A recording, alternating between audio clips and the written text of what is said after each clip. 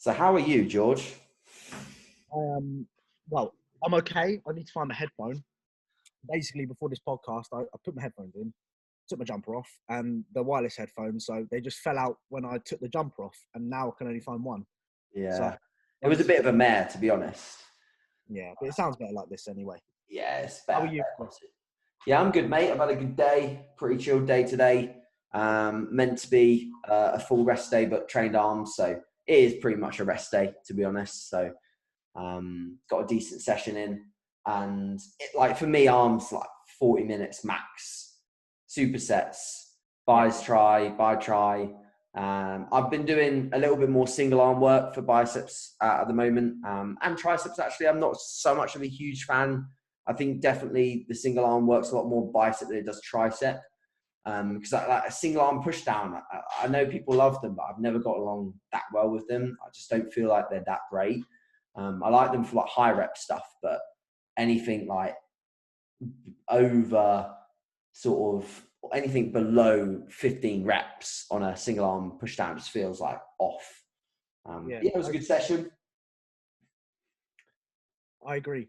Yeah. I was just going to say that sometimes I feel like a single arm movement. Sometimes I feel, especially a press down, I sometimes feel it. I sometimes don't feel it. Yeah. It's just one of those hit and miss. Do you log your arm days at the moment, or do you just go in and get a pump?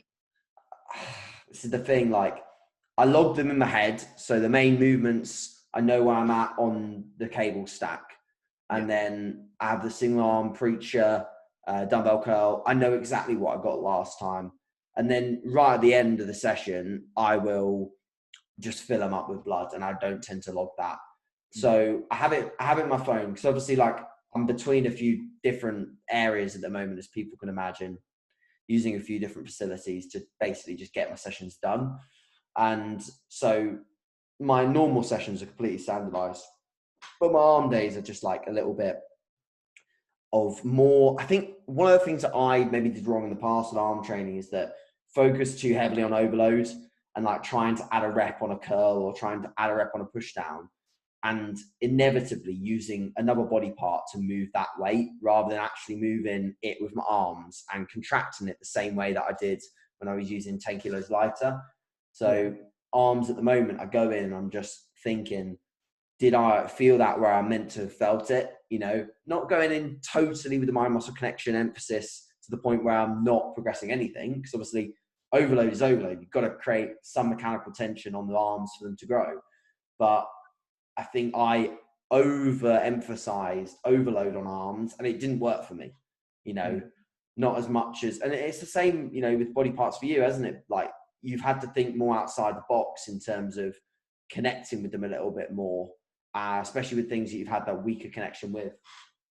Yeah, I think that's probably, like I said on my Instagram the other day, probably one of the biggest contributions towards my back training over the past year, because obviously I've been focusing on progressive overload, but on some movements, especially lat focused movements, like a single arm row, a pull down, I'll finish a set and I don't really know what I'm feeling. I don't really feel much. Whereas now, every time I finish an exercise, I will go, ooh, like I feel that in my lats, like my lats are fried from doing it. And I think that's been probably one of the biggest contributions, as well as adding the progressive overload side of things. And also I think it's helped since adding in the different intensity methods, like 2 count on the contraction, 2 count in the stretch position.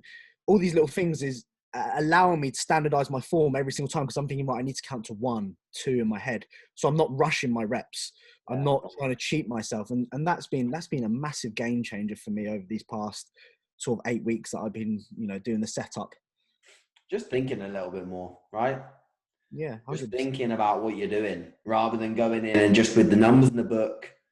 I have to beat these numbers, because ultimately, you can beat numbers all day, but the numbers reflecting in your look, you know, and we thought we saw with your legs, no, you know, the numbers aren't reflecting in your look. And I think that now your emphasis on focusing on getting the movement nailed, patterns nailed, contractions nailed, will show massively in your look, mate. So we've got Keith on today, haven't we? Big Keith. Yeah, I've got some good questions to ask him. I wrote down some questions earlier. Yeah.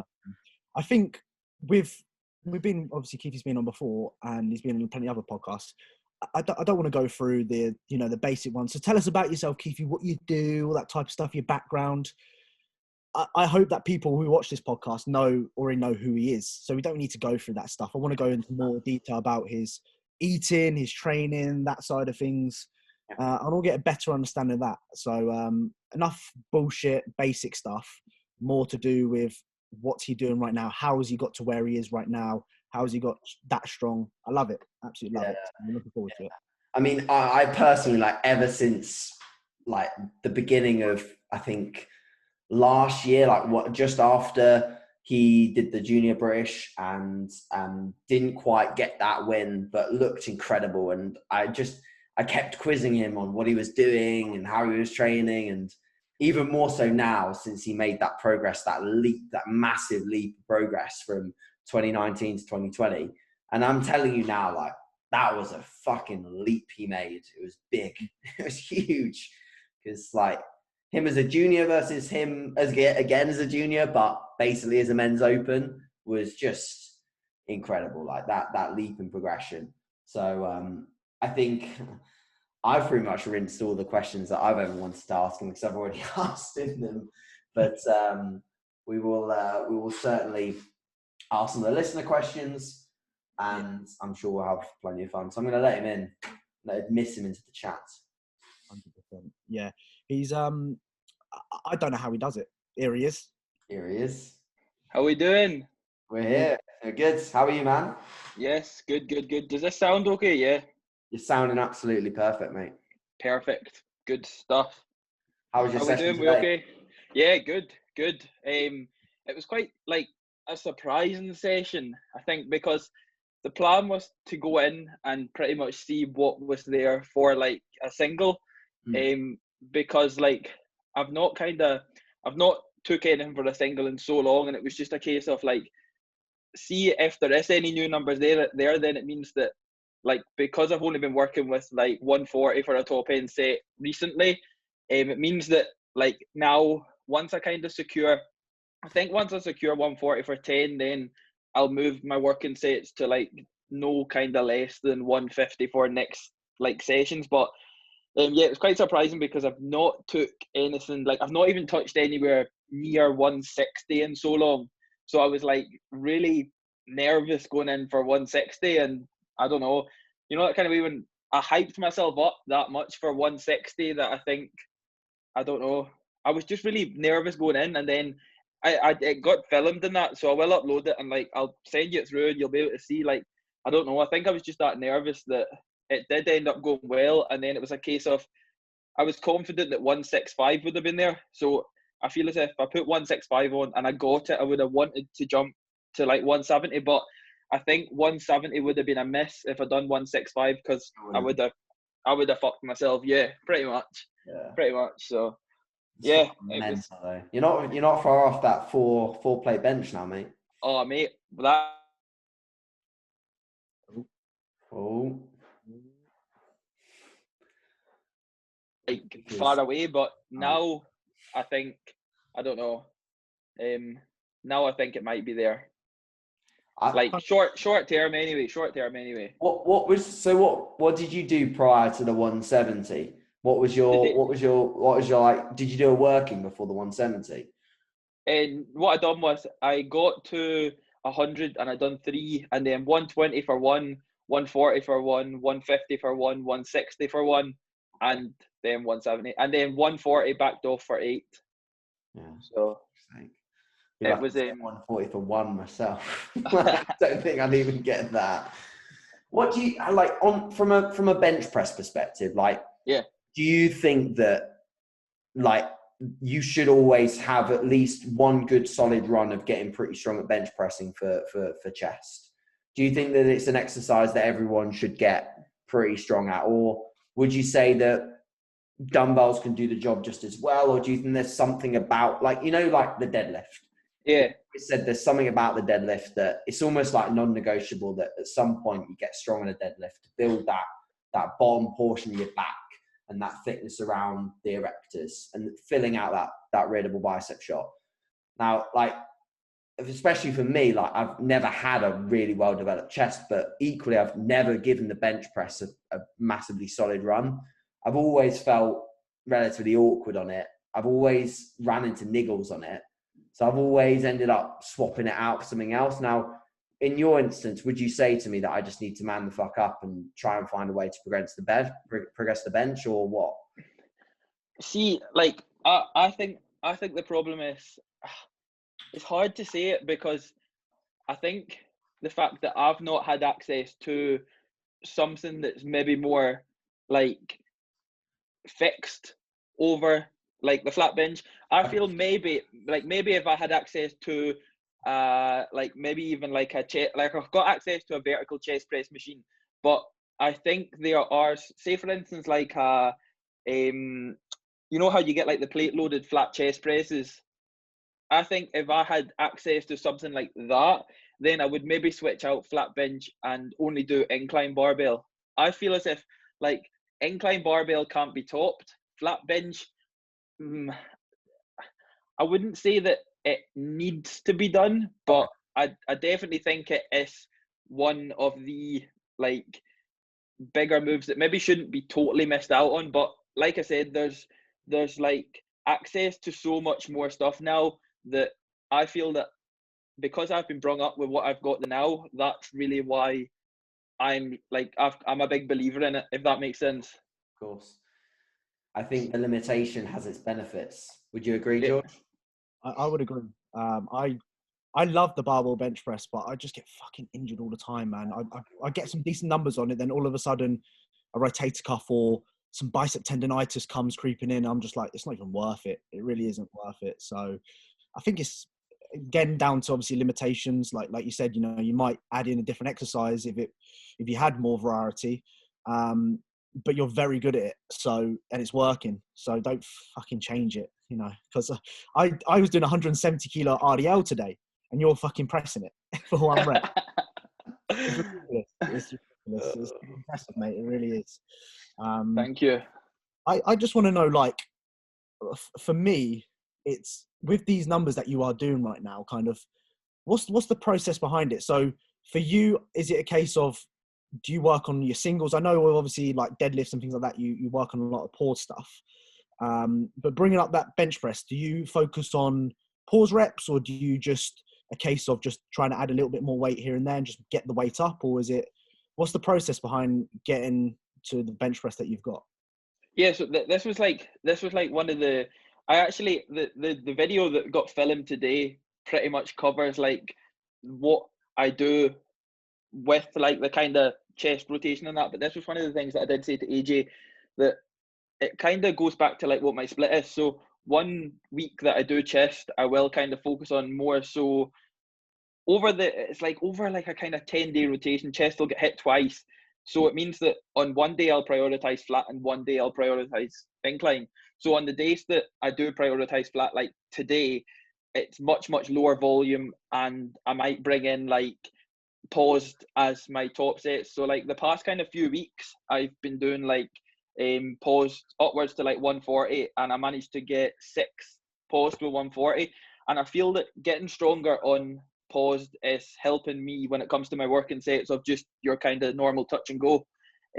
So I feel that that's like the ultimate goal was 140 for 10. So that's why I was trying to ride up 140 paused. Basically, that was like, because the goal was 140 for 10, that's why I've started doing that. But I've also started doing a lot of tempo work on bench, but only for my back off sets. So I've not pretty much looked at like a really top end set and done tempoed work. I've more so maybe taken an extra back off set with like 120 or something, but tried to really like take maybe a 4 to 6 second eccentric, and then obviously once it hits the chest, then boom. And again, another thing as well is I've tried to do it like completely raw, like with no sleeves, no straps, like nothing at all, just kind of made it myself in the weight. And then it means that because I've became so comfortable with like your 120, then I feel a lot more comfortable with like 140. So I never kind of have that fear of like, shit, I know this is going to be a challenge and there's a possibility that I might not get it. So it's pretty much just a case of getting more comfortable with your 120s and 140s, and then that's why I've kind of been able to just go in and not be so nervous with like heavier weights. But yeah, that's really it. So like the day that I do prioritize incline, I'll do flat bench second, but it'll be higher volume. So I'll probably not even touch 140 that day. I'll probably just take it up to maybe 120, 130 at a push. But see, your in between numbers. I've got the fear of like doing like, I don't know, all of my jumps are always like 10s. So like, say for instance, 90 kilo bench, 110 kilo bench, 130 bench. I find them so much heavier than doing like 80, 100, 120, 140. I'm just a freak like that. But like, yeah, that's really it. So like, there's no specific kind of program or anything like that about it. It's just a case of like, whatever's up here, like I might have a like 140 for 10, for instance. Do you know what I mean? Nothing's really going to change to that one until I do secure that 140 for 10. So yeah, that's really it. I think from looking at your training, it's clear to see you're very in tune with your body in a way that you can go in and auto-regulate sessions and go by feel and really make smart moves with loading progressions. And I know that we've been bouncing our deadlifts back and forth, and like I think there was only like one day where you didn't quite hit the numbers that you had in your head. And I know you were so frustrated with that, but I think your time scales on progressions and like knowing what you're capable of is very, very solid. And I don't know whether people understand the smart aspect of your training so much. I think a lot of people think of you as someone that just goes in, and because you say you don't logbook, people think you don't necessarily train smart. I don't want to sound rude when I say that, but I think some people don't think you train smart, when in reality, actually train incredibly smart. Being able to auto-regulate to that level and make the progressions you do is ridiculously smart. It's very, very good. So like one of the things that I'm always intrigued about is your progressions, because I think like, where do you get the idea that you can progress at the rate that you do? Like, do you watch other people online to like add 5 kilos each week or 10 kilos each week? Because there's a run on your deadlifts at the moment where I'm pretty confident it's been there was initially 10 kilo jumps for the 5 reppers. And then as you got closer to that 300 kilo pull, you did some 5 kilo jumps. Like most people aren't progressing at that rate. Like, you know, you might get an extra rep now and again, or you might add 5 kilos over the course of 4 weeks or whatever. Where do you get this idea? Like, who motivates you, or do you set your own limits because you train alone in a little gym? You know, how do you perceive that these progressions are possible? I think that's something that people would really benefit from understanding your mindset a little bit. Yeah, so like going back to like people that I watch, like for instance, somebody like Larry Wheels is a very big influence in like my sort of training. Going back, I used to watch a lot of Dallas McCarver. So he always kind of favoured your bro split, and then at the same time, it was always a case of like seeing people like him. Like, don't get me wrong, like he was down a total different route to what I am, but at the same time, just seeing somebody like week on week pulling 7+ plates, benching 5+ plates, do you know what I mean? Things like that. And like another person like Luke was a very big inspiration in that sort of training. Dusty Hanshaw, again, another big inspiration in that sort of training. But I don't know, like it sounds very, how would you say, like it sounds very cliche in that, but like before these sort of sessions, like weeks leading up to these sessions, I can always see myself doing it. Do you know what I mean? I've always got that, like, it's like that kind of process in my head, that kind of video that like set in my head that I can see myself doing it. And I feel that once it comes to that day, like, don't get me wrong, like the night before and the day leading up to the sessions, especially deadlifts, like they are very nerve wracking. Like I'm usually okay with sessions. But when it comes to deadlifts, and especially like right now, knowing that I need to go in and pull upwards of like 7 plates, it's like, right, this is when, do you know what I mean? It starts getting a little bit more serious than that. And usually it's okay, but I don't know. Yeah, as terrible as it sounds, and a lot of people would be easy enough to just kind of sit and laugh at it, but I can really always see myself doing the weight. I can see myself before I actually do it, and filming the set is just it's like the tick of the box that it's like, right, that's it, done. Do you know what I mean? I don't ever consider not being able to do something. Like today, for instance, don't get me wrong, I was quite like cautious about going in for 160 because I've not done it in so long. Like I've not done anything over 3 plates in so long, but the way that 160 moved, I wasn't even nervous about going in for 170. Like it was just, I literally just done everything. Like I got myself psyched up in that for 160, and everything that I'd done for 160, I just replicated it with 170, and that was the outcome kind of thing. But it's the same with deadlifts. Like everything I do at the start of deadlifts will be the exact same every single week. Nothing will change. Like the music won't change. The moments that I approach the bar won't change.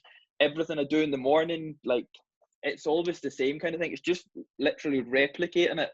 And I'll know that if I have like an off day, it'll be because either like something might have came up, which obviously is just life at the end of the day, but at the same time, something that I usually replicate every single week, I might have forgotten to do it, or I might have not done it. And again, it might just play the role on obviously a bad day. But again, like bad sessions are going to happen regardless. Like if we were able to have 110% good run forever, then I think like the world record deadlift wouldn't be 501 kilo. Do you know what I mean? It'd be like 1,000 kilo, because you could just progress whenever you wanted to. Like everybody's going to have shitty sessions, but yeah, I guess it's just down to like replicating everything. Do you know what I mean? Like, I think two things I just want to take from that, and then I'll let you go, George.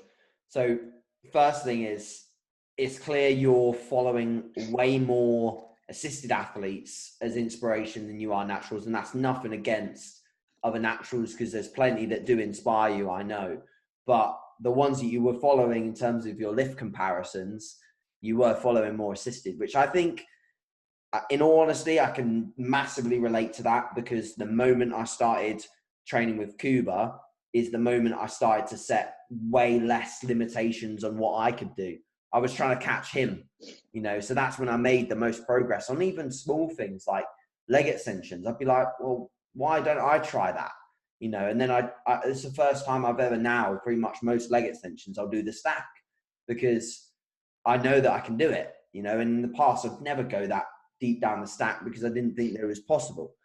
So that's number one. Then number two, and something really interesting that through speaking to you more frequently, I've learned, is that there is definitely something about your mental approach to those deadlifts, because I've seen your 220 warm-ups and they don't look much faster than my 220 warm-ups, which is crazy, because I'll touch 220 before I touch 230, and it will look very similar to your 220, but I can't go anywhere near the load that you're going through at the moment in your top sets.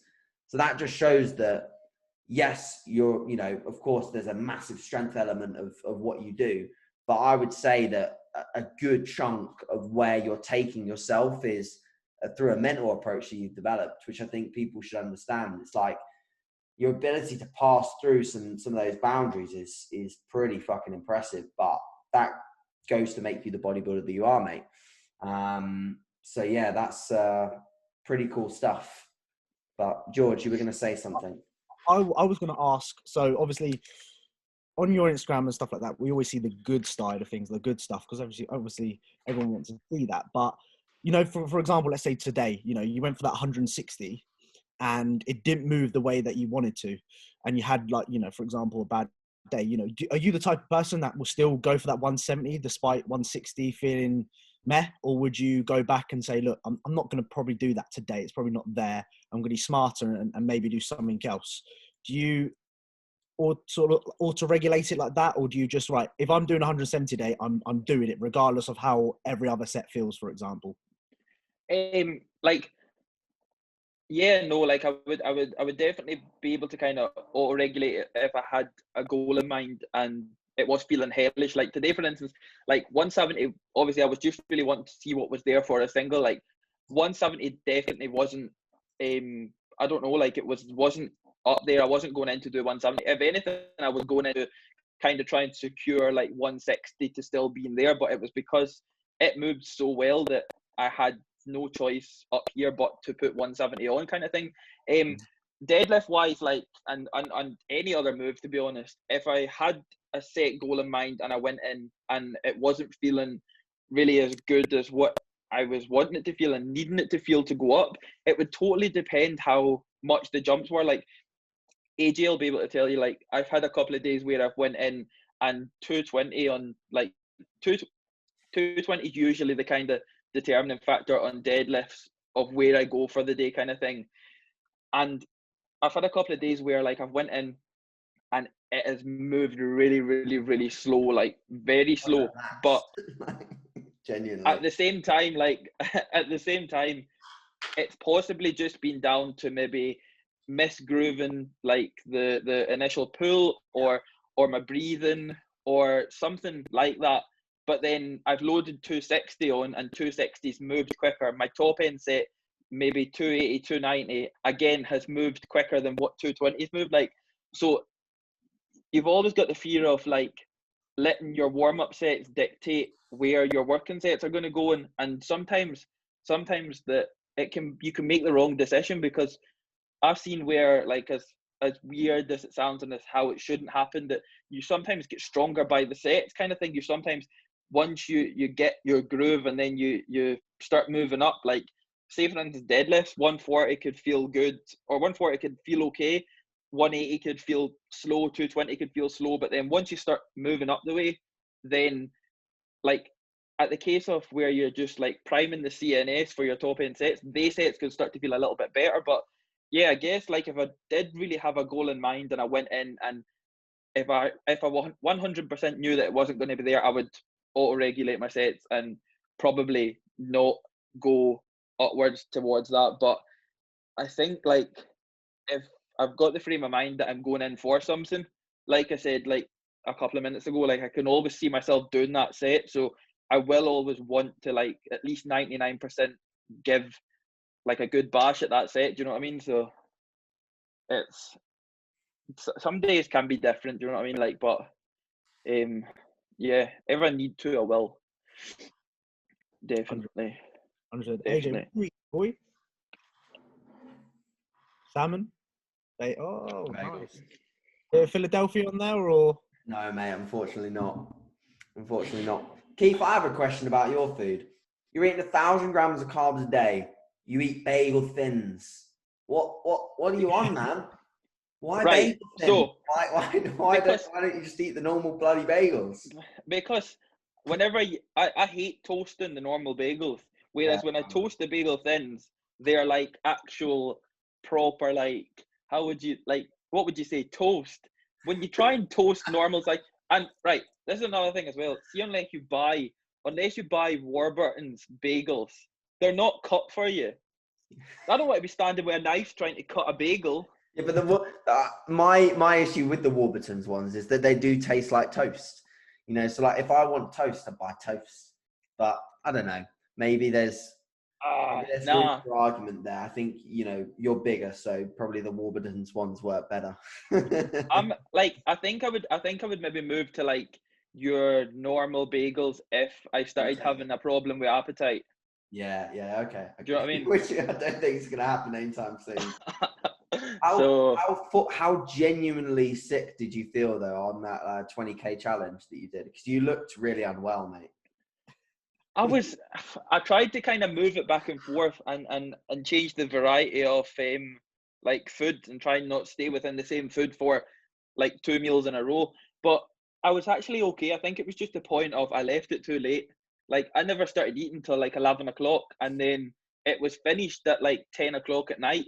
So I think that gap, maybe if I got up at, like, 4 or 5 in the morning and finished it at, like, midnight, it might have been a bit better. But I think because things were so like, close together, but I can't see me doing anything like that anytime soon. Again, that's like one of them things you need to tick off and just get it the fuck out of the way. Like, no.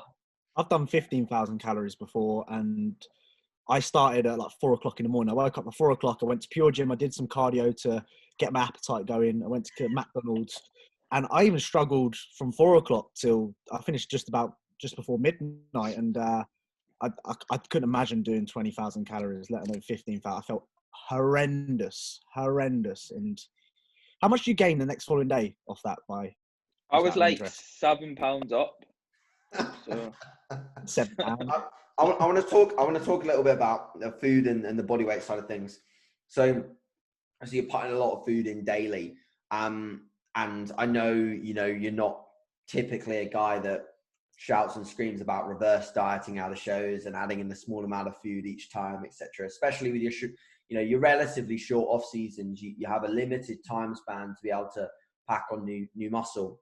So what did it actually look like for you this year in terms of coming away from the show? Did you feel like it went as well as it has done in the past? And like, what does a typical post-show window look like for you in terms of like weight gain and nutritional changes following the prep?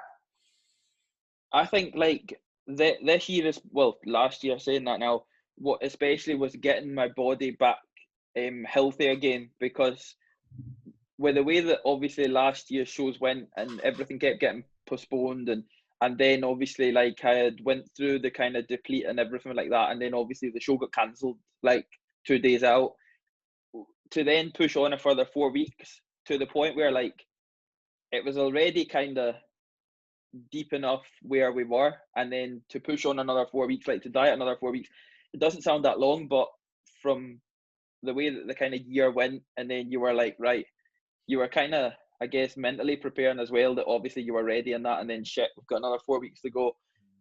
It was just a case of getting my body healthy again before the first initial like very big push up. Like, don't get me wrong, I did enjoy some nice food and stuff like that after the show, but one of the biggest things this year going into this off season is my food's a lot what would you say, cleaner.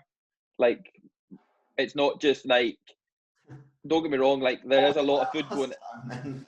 No, like I wasn't concerned about keeping everything the same. Okay. Like, yeah. If that makes sense, like I was opting for what you would say is probably more like the total opposite of what was happening. I went through pretty much like the first kind of off season, the first year that I'd done sweet potato and white potato and all that. Obviously, that was a big change, and then I never implemented that back into my off season till near about the end. Do you know what I mean?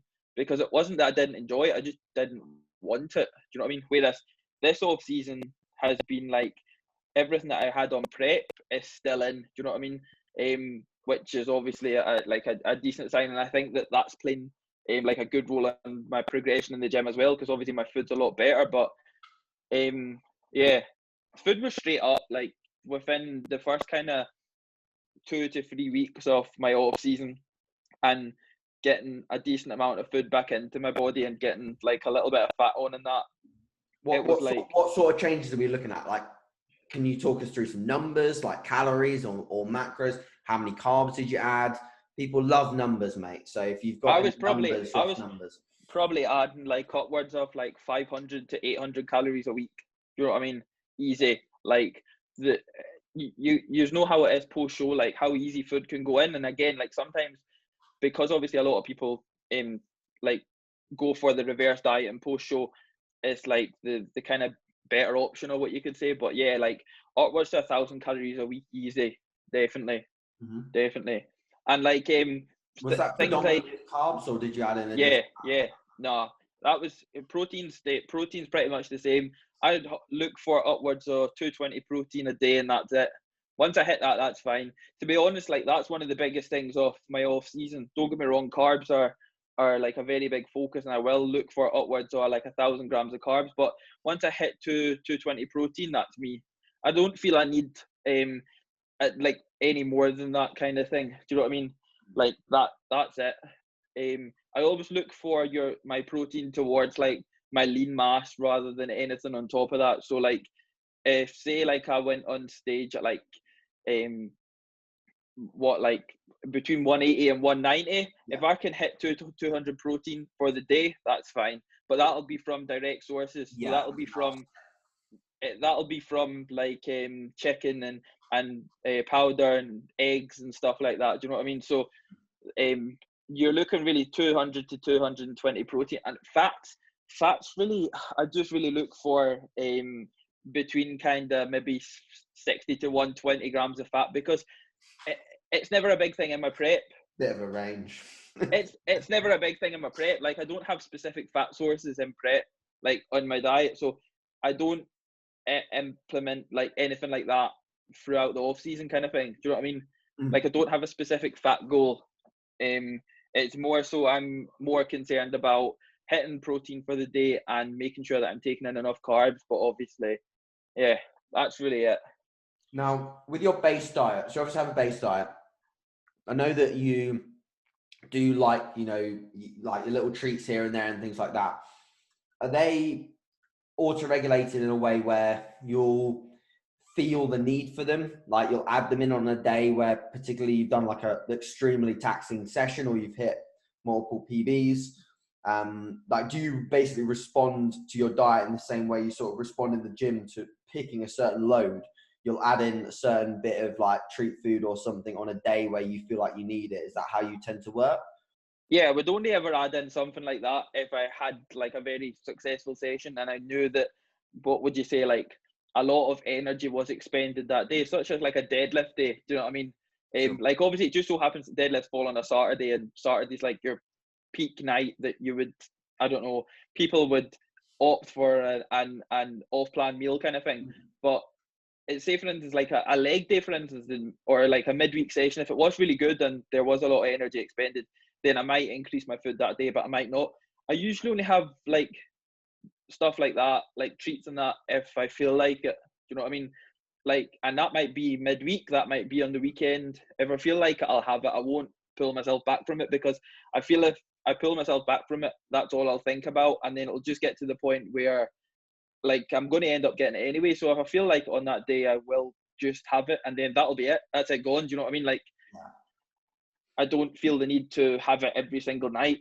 So I feel that's especially with your short off seasons, in the sense that you have, the reality is you'll probably have 4 to 6 months away from competition prep to improve.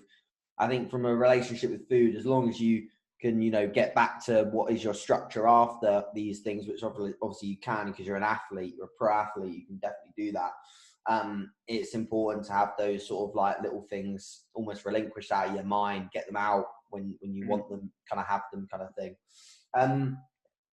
I'll let George ask a question in a little bit. One more question from me on this sort of like nutrition aspect of things is body weight. So obviously you competed like high end of 180s.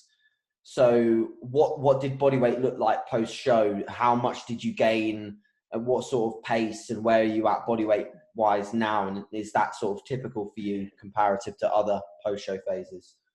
yeah, so well, it was pretty much the same. Like, within the first week, I was up like 15 pounds, and that would have simply just have been from enjoying food and getting a lot. Like, that wouldn't have been from, all right, I've got a really good, like, I'm not going to sit here and say that I had a really, really good structure of food post show and that. Like, I had the food that I needed to have, and then I had all the food that I wanted to enjoy. But yeah, I was probably up like 15 pounds within the first kind of week to 10 days. And then at the same time, like, I've not the last, I jumped on the scales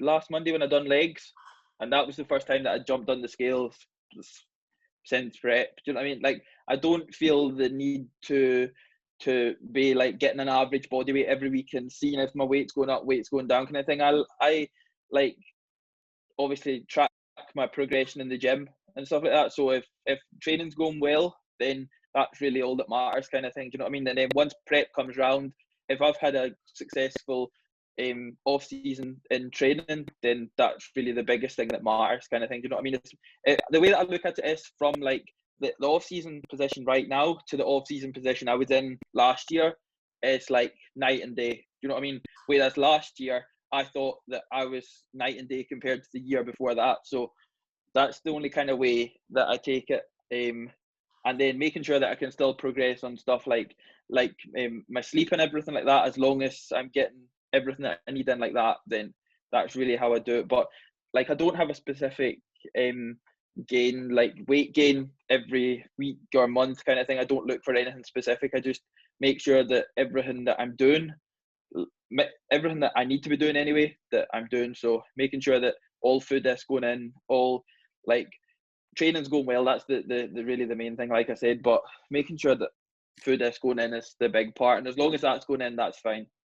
I think that's mint. I think that's honestly wicked. I think genuinely that's why you always start your off seasons. You always start your preps such a great spot, because you're not looking for a certain amount of weight gain. You're looking for a look. So, and you've never started like super soft either. Like, yeah, you get soft, but you're never totally out of shape.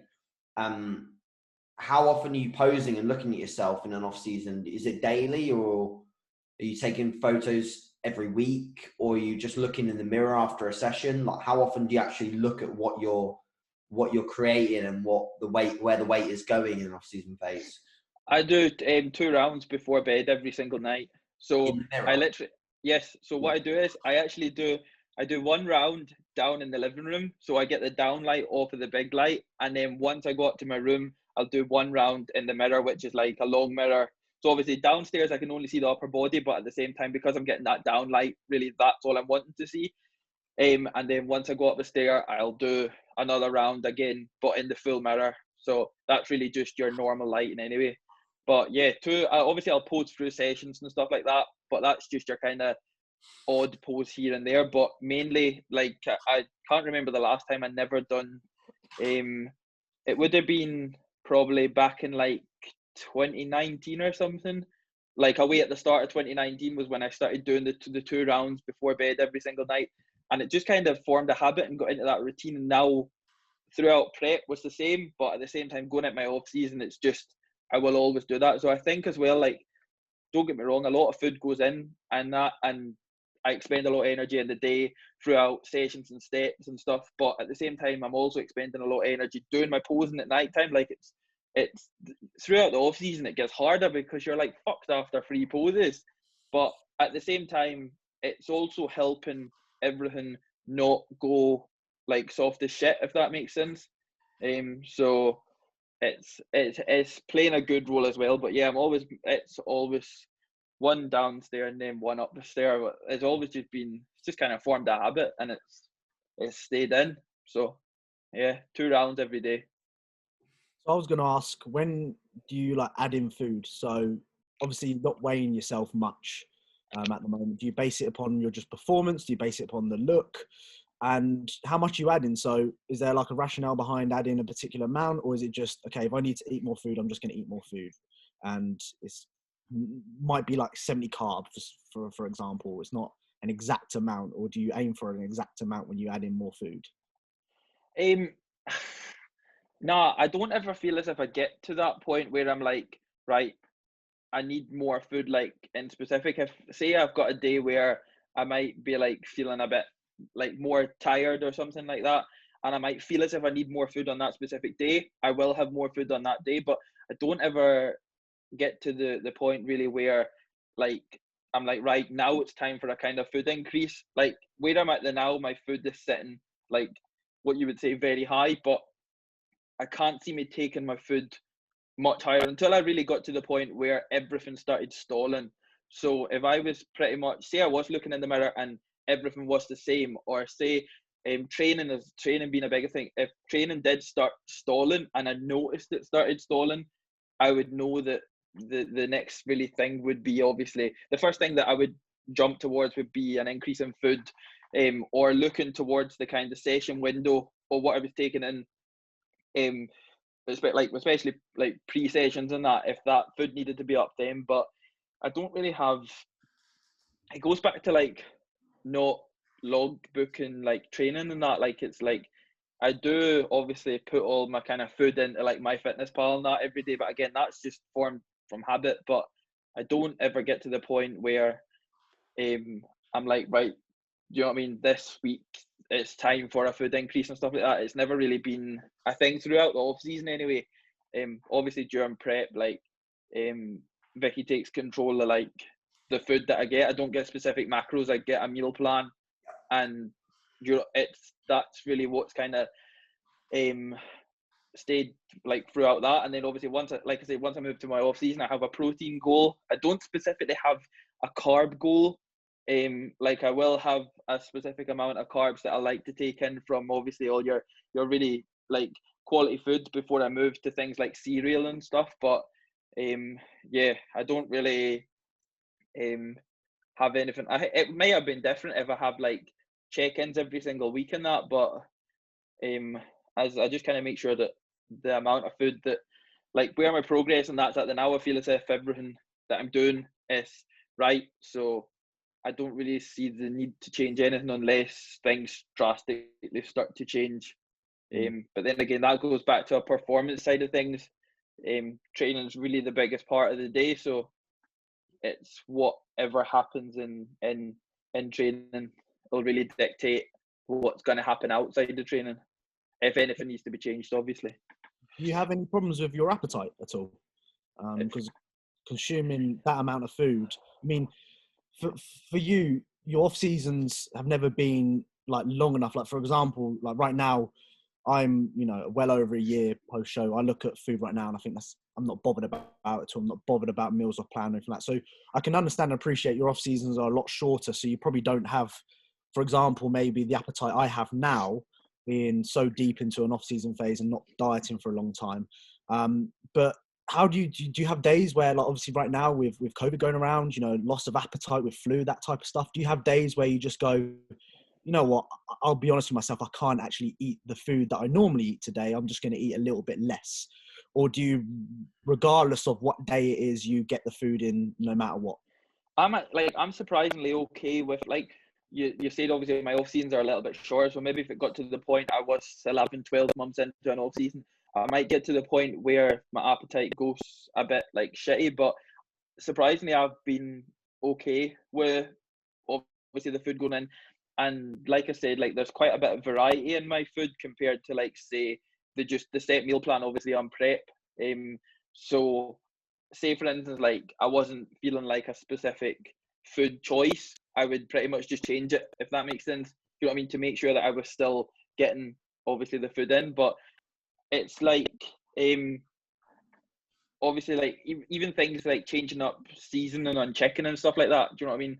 Like just to make sure that obviously I do get days where I don't specifically get days where I'm not hungry. I'll just get days where I might not want that specific type of food, so that could be changed. But nah, like I said, I think like you said, because my off seasons are a little bit shorter as well, I don't have that much problem taking in the food. No, it's crazy. I watched you eating it, madness. I watched you fall. I was like 7,000 calories. Like, wow, every day. So you do that every day. How about rest days? What do you do? Sorry, with rest day food, do you still consume 7,000 calories, or do you drop it down realistically to a particular amount that you feel is necessary? Or no, my food's the same every single day. The amount of food that I take in is the same every single day. Expenditure's the same every single day. Do you know what I mean? Like even through like this lockdown, I've started going on like a walk in the first lockdown that we got. I started doing a walk every single morning, and it's like 5,500 steps. But again, it's like my mornings now aren't complete unless I go that walk. Do you know what I mean? So I also have to think about that. I also have to take into consideration, like I do that because I enjoy it, and I don't feel the need to take it out because I have to up my food, because I've got to also think about, right, you've just pretty much went on 5,500 like step walk. At the same time, I'm going to then train. I'm going to then probably do like another maybe 3,000 to 5,000 steps in general, going shopping, taking the dog out a walk, things like that kind of thing.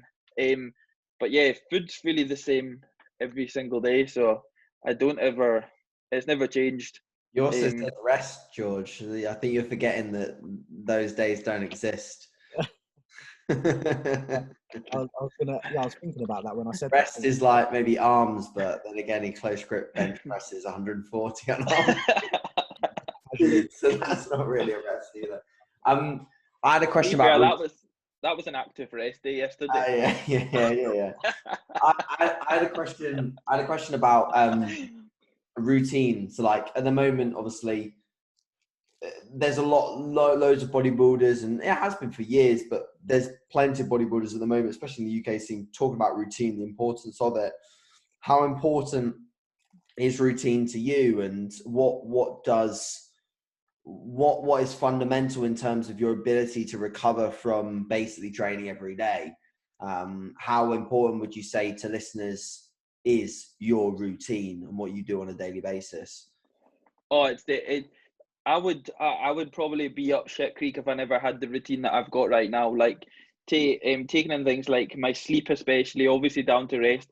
I'm 8 to 10 hours of sleep every single night. Now, if that means that like life never always hits good, like I don't go to bed at the same time every single night. I'm not going to sit here and say I go to bed at the same time every night and I get up at the same time every morning. If I end up not getting to bed until late, I will still always get my 8 to 10 hours of sleep. So that'll really be the only thing that will change within the routine. It'll be timings, but I will always make sure, if that means that I'm not getting up till 9, 10 in the morning, I'm not getting up till 9, 10 in the morning.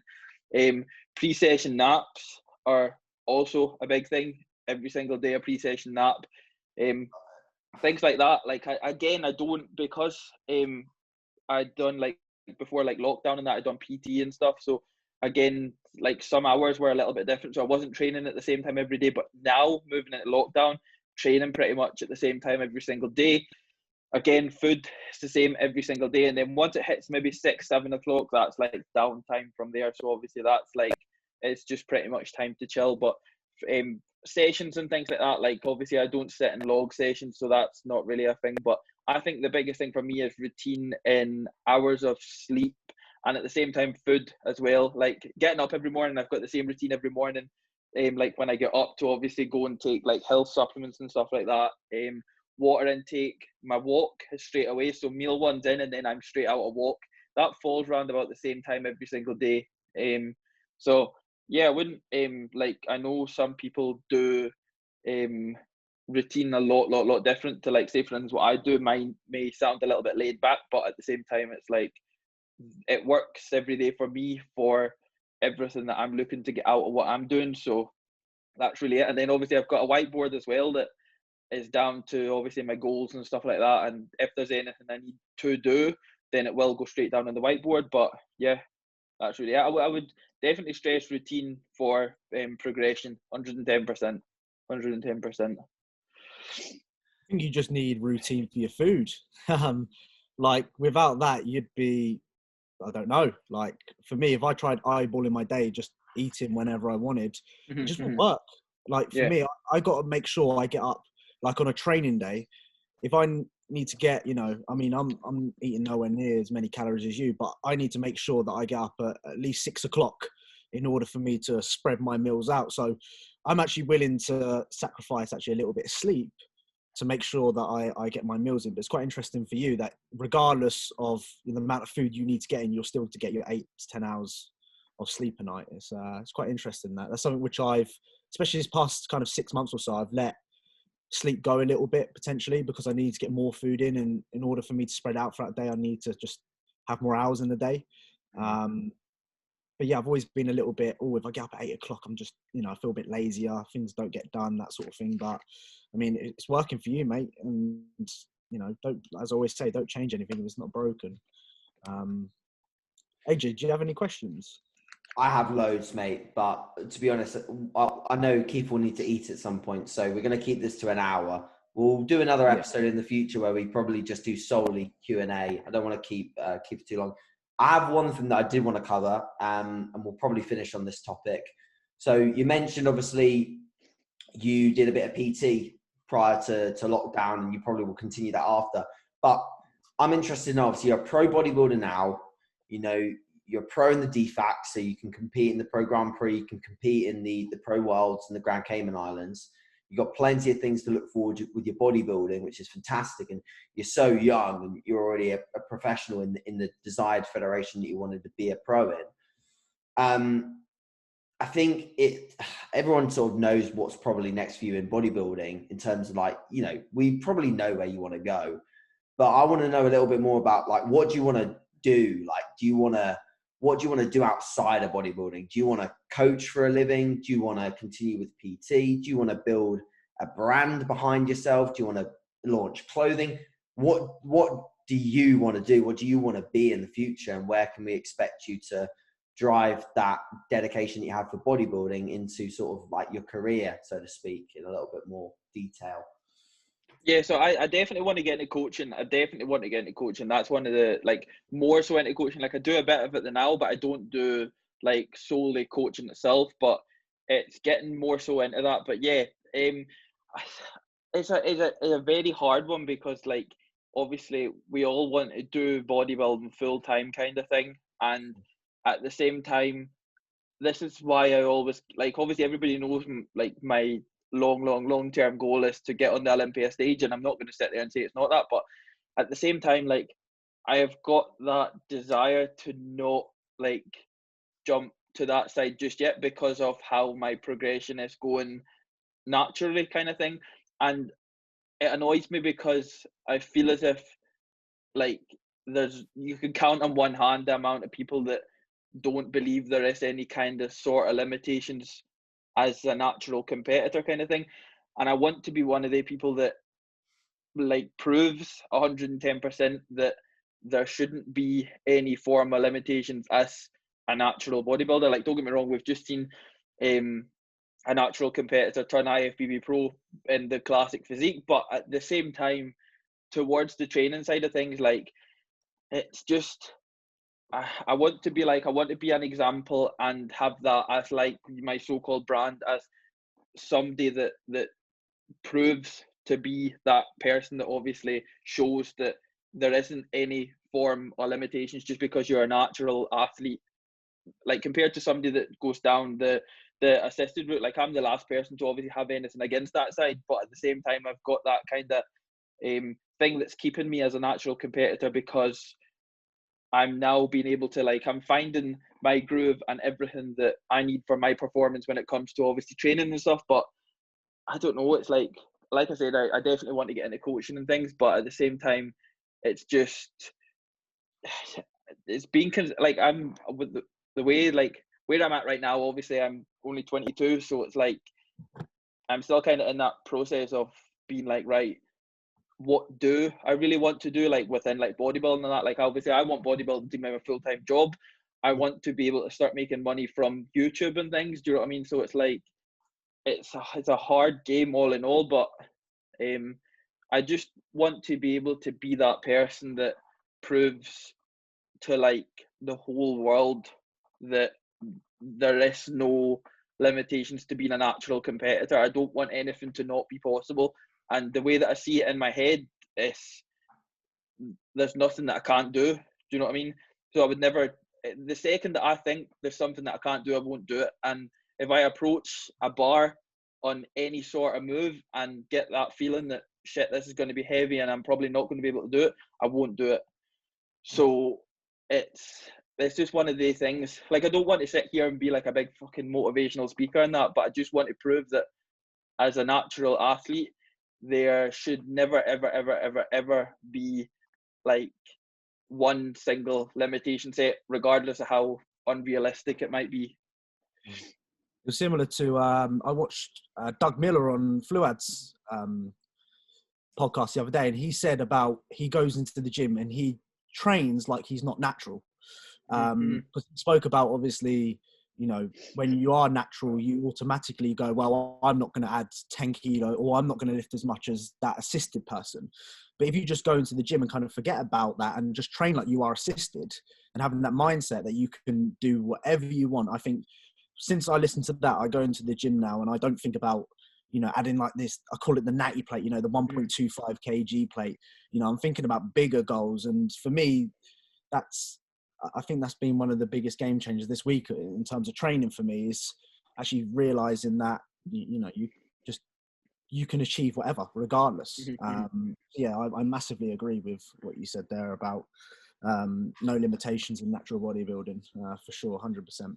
It is a hard one, because it's hard to really take in, and especially, like, obviously I've been training now for 6 years, but it's kind of often you'll see more so people setting limitations because they've maybe only been in training for 1 or 2 years and they think that that's really what it is. But I think maybe upwards to like 4 or 5 years into training, I properly realised that, right, there's nothing that really can't be done here. Do you know what I mean? Like before when I was prepping with you, AJ, and I pulled like 220 for the first time, and I was like pulling 220 for like 3 reps, and then maybe 220 for 4 reps on a good day kind of thing. But then once I kind of shifted upwards, and obviously I became a little bit stronger, like up here, I somehow within like 5 or 6 months, I was pulling 7 plates off the floor. You know what I mean? It's like, if you, I don't know, it's like whatever you're setting up here is what's going to happen. Do you know what I mean? We're in control.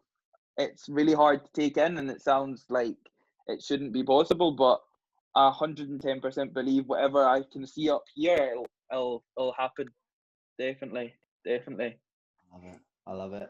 I think we can expect wicked things, to be honest. One more final question. Go on. Before we go, do you ever doubt yourself? Have you ever doubted yourself? Never. No.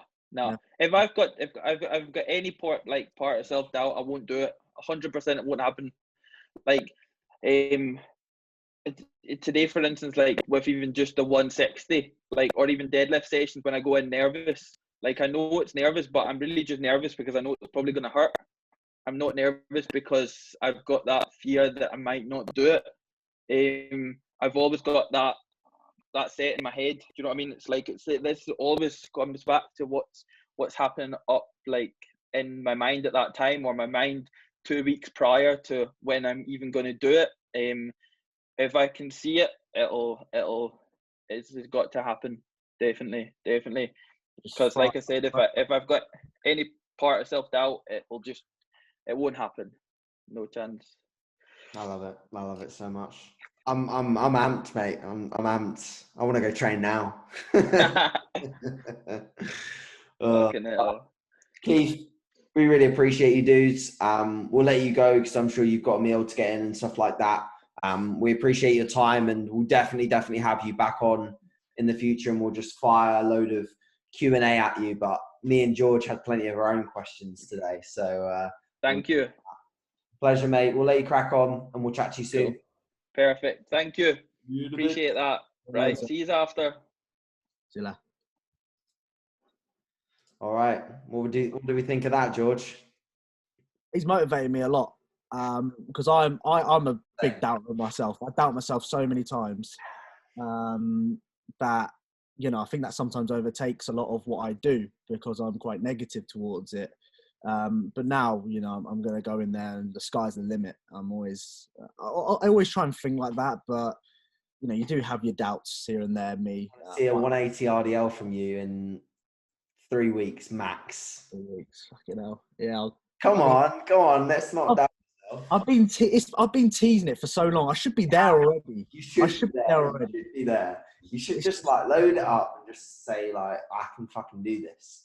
You know, and start thinking about that set. Like he's very right though. Like I remember when I was training Brighton, and I used to squat twice a week because there wasn't a hack squat in the gym, and I followed like a sort of undulating periodization scheme of rep ranges to try and progress. So I'd have one day which would be like sets of 4, and then I'd have another day which is sets of 9, and then at the start of every week, I knew exactly what I was going to hit for a 4 and exactly what I was going to hit for a 9. So much so that some of the other people that trained in there actually knew exactly what I was going to come in and hit because they knew my progression model. They knew, they tell me, oh, okay, you're doing this week because I posted the sets on my Instagram and stuff. And I always had the set in my head. And without fail, I think I was doing not quite Khifee progressions, but I was doing 2.5 kilos aside every single time because every week I just put that set in my head and I would just go ahead and do it. And I progressed my squat like massively. And I definitely built a good amount of leg tissue out of that for sure. But I think with my training, maybe over the last years, something that I've definitely lost touch with a little bit, not much, but because of like, there's so many moves in rotation, like so many things to look forward to. Maybe I've lost touch with really thinking about a set as much as I should be thinking about it. Not to the point where it distracts me from my day or something, but like I imagining it happening, because I feel like some of the best sessions I've ever had is when I not only imagine it happening before, but I have confidence of it happening. I'm not just like thinking, oh, I should hit this number today, and then like going in a little bit edgy. I'm like, I'm hitting this number today. It's moving. Like, this is mine. So that was really, really cool. It's made me think about my next deadlift progression. I'll probably just go for a Khifee risk the tear progression. I sit there and I think, how is this man still walking in one piece? He not got does, is crazy. There must be like a genetic element to what he does, for sure, 100%. Because systemically, like from a nervous system perspective, I think there's something in his body. Maybe his body just like is consistently releasing KSM 66 ashwagandha into his bloodstream all day. So, yeah, he's very inspiring for me. I watch a lot of his stuff before I do any sort of like big lift. I do actually watch a lot of his stuff on Instagram. Oh, me too. Him and Nick Loff. Yeah, him and Nick I watch the most. Are ones which I I'll have to get Nick on, actually. Yeah, that would be. I'd like to break down a lot of what he does, to be fair, as well. We'll have to do that at a time where our minds can be having some time to chill out, because Nick and Keith are both very strong, but Nick is like, he's very wordy. He's not just like do the basics. He's like, do the basics, and then he'll go on for an hour about amazing stuff. So if you don't follow Nick, just search at Nick Gloff on Instagram and just give him, if you should already be following him by now, but he's going to be a big thing over the next years. He'll be massive, alongside Keith, of course. I've always said that. I'm glad he's getting the exposure that he deserves now anyway, because like half a year ago or so, I thought he's not getting it. He's doing like a 7-plate fucking squat, and he's not getting much exposure. No views. I know. But now he's getting what he's deserved. So yeah, 100%. Dante commented on his post the other day, didn't he? Dante Trudell. Yeah, I know. Yeah, he's getting a lot of, anyway, I'll let you crack on, mate. And obviously, listeners, thanks for listening. We really appreciate it. The first one just went up literally today as we were recording this one. We appreciate your support, and the views are looking great already. So, yeah, guys, we'll catch you in the next one. Yeah, 100%. See you later. Bye.